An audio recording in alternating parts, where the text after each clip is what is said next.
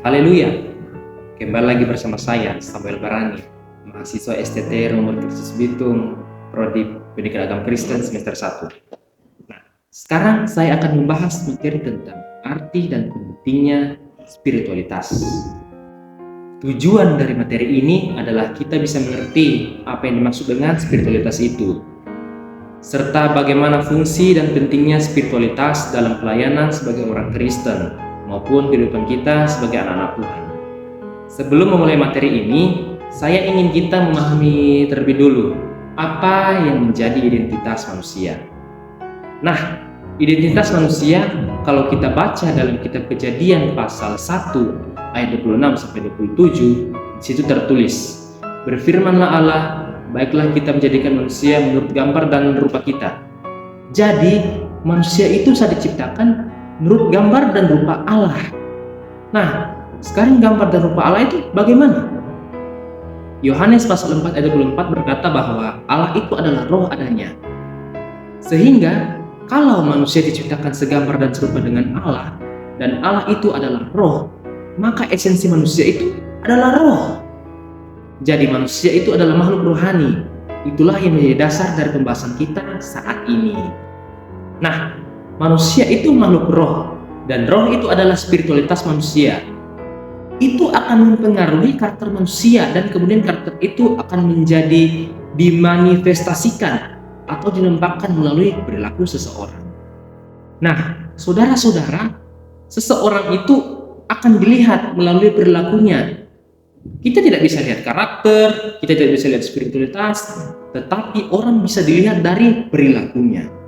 Tetapi apa yang nampak atau perilaku yang nampak itu sebenarnya berakar dari karakter seseorang, dan karakter seseorang itu sebenarnya bersumber atau dikendalikan oleh spiritualitas seseorang.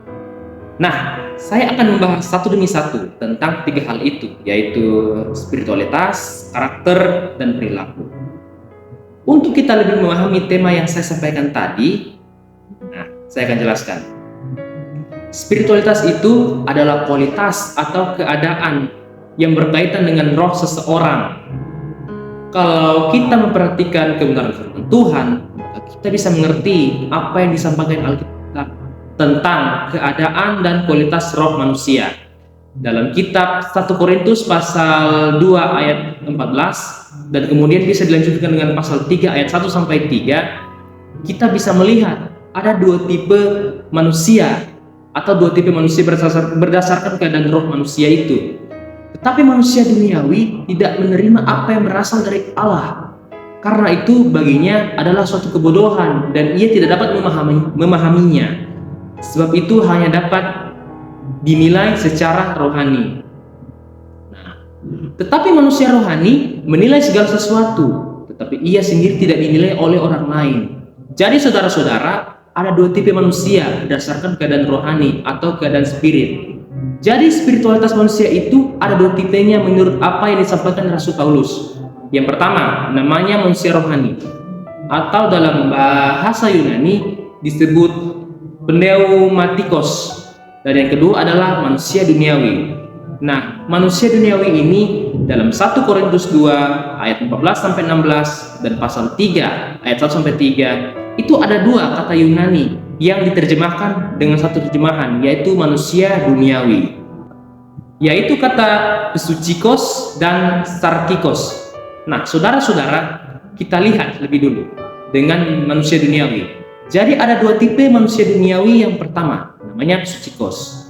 Nah, psuchikos ini adalah manusia duniawi yang ada di luar Kristus. Jadi jiwanya, pikiran, perasaan, kehendaknya memang berada di luar Kristus. Pikirannya dia tidak mengenal Kristus, perasaannya dia tidak memiliki perasaan yang terhubung dengan Kristus, kehendaknya tidak pernah menghendaki sesuatu yang sesuai dengan kehendak Kristus. Jadi roh, pikiran, perasaan, kehendaknya betul-betul ada di luar Kristus. Dan kalau saudara baca dalam 1 Korintus pasal 2 ayat 14, ada kata baginya dan kata ia. Jadi itu kata baginya dan ia itu menunjuk pada orang ketiga. Jadi Rasul Paulus menulis surat kepada jemaat Tuhan di Korintus. Berarti jemaat Tuhan di Korintus itu orang kedua jamak. Nah, Ketika ada kata baginya atau kata ia, berarti sukikos ini adalah orang yang tidak termasuk dalam jemaat Korintus. Nah, jadi tipe manusia duniawi yang pertama, tipe manusia duniawi yang berada di luar Kristus. Sementara ada tipe manusia duniawi yang kedua, yaitu disebut dengan istilah nepios atau sarkikos. Dan manusia duniawi ini ternyata adalah manusia duniawi yang ada di antara jemaat di Korintus. Kalau saudara perhatikan dalam 1 Korintus pasal 3 ayat 1 sampai ayat 3 dikatakan bahwa ada penggunaan kata kamu jadi, misalnya begini, dan aku saudara-saudara pada waktu itu tidak dapat berbicara dengan kamu seperti dengan manusia rohani, tetapi hanya dengan manusia duniawi yang belum dewasa dan Kristus.